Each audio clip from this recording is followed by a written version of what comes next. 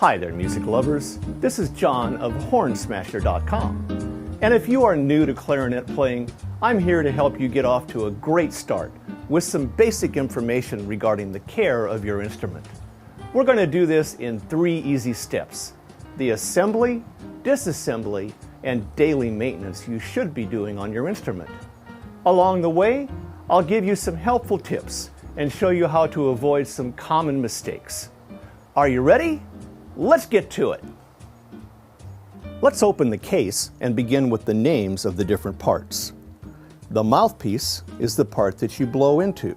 It has a protective cap that's used in storage and a ligature that holds the reed. The mouthpiece connects into the barrel, which is used for tuning. Next we have the upper joint, the lower joint, and lastly, the bell. The instrument should be assembled the same way every time. A set routine ensures a consistent result. We begin by inserting the mouthpiece into the barrel joint. Clarinets have what are called cork joints to connect the pieces together. We insert the mouthpiece into the barrel and push it together with a twisting motion. If any of the cork joints are hard to assemble, we lubricate them using a cork grease that we smear around the cork, distribute with our finger, and then push the clarinet joint back together. This makes the assembly easier. Next, we need to install the reed on the mouthpiece. The reed is the source of the sound on the clarinet. The reed is held on the mouthpiece with a ligature.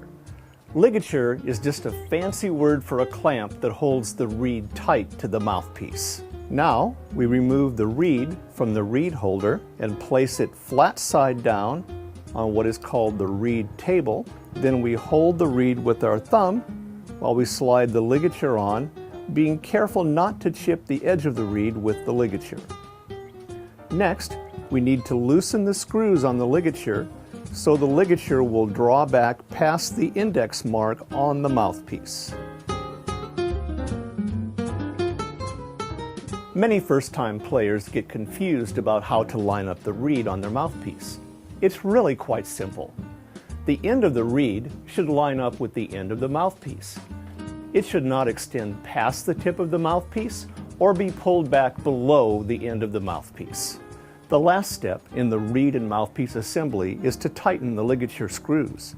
They should be tightened to equal tension and only tightened finger tight. Now we set the mouthpiece and barrel aside and move on to the assembly of the upper and lower joints. The upper joint is usually the part that has the brand of the instrument stamped on it. Also, the upper joint has what is called a bridge key.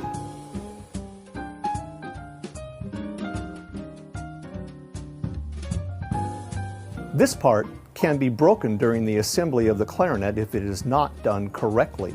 The bridge key must be held down during the assembly of the 2 joints. We do this by wrapping our hand around the upper joint and holding down the bridge key with our thumb. With the bridge key held down, we can now safely assemble the lower joint to the upper. We hold the lower joint near the bottom so our fingers are not covering any keys.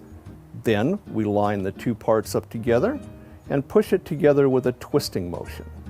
We finish by lining up the upper bridge key tab over the lower bridge key tab by holding it down and twisting it until they line up with each other. Then we release the key.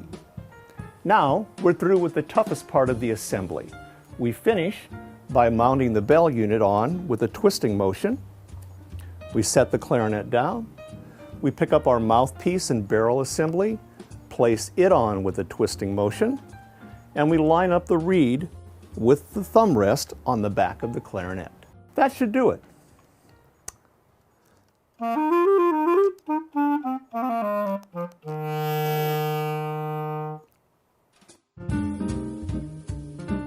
When you have finished playing, your first step is to loosen the ligature screws and remove the reed. Next, we pick up our reed holder and return the reed to the case, being careful to line it up straight because it's easy to chip the reed. Now we replace the reed holder back in the case, and we reverse the assembly process with the same twisting motion.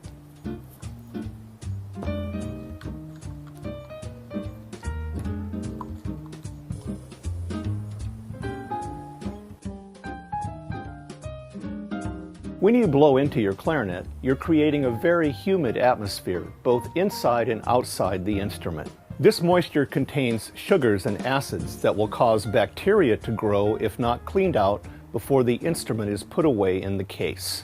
For this cleaning, we use our official hornsmasher.com cleaning cloth.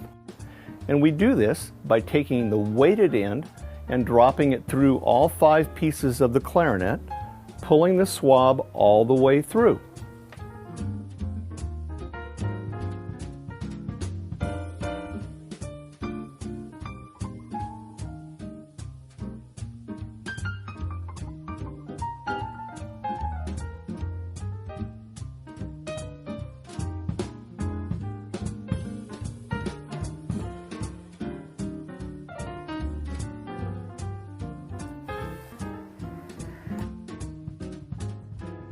Our next step is to wipe our fingerprints off the instrument before we put it away in the case. For this, we use our official hornsmasher.com cleaning cloth to wipe down the instrument. We begin by wiping down the large areas of the instrument only.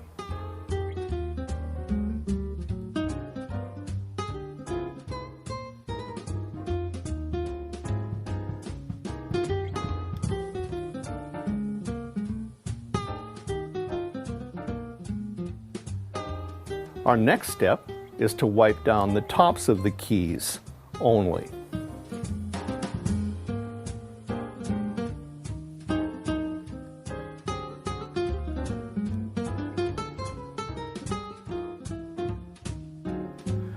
We do not want to rub the sides of the keys because this will damage the pads, and we do not want to try to clean underneath the keys because this will damage the springs.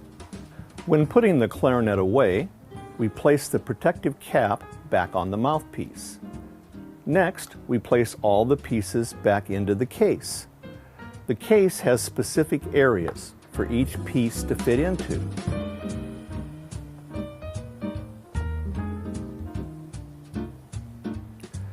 Our last step is to put away our cleaning cloth, our swab, and close the case. Well, music lovers, that about wraps it up. This is Horn Smasher John, reminding you that following this daily routine will help you have many years of problem-free service and keep your instruments sounding great. All of the materials used in this video are contained in my official hornsmasher.com clarinet care kit, available for purchase on this website. See ya!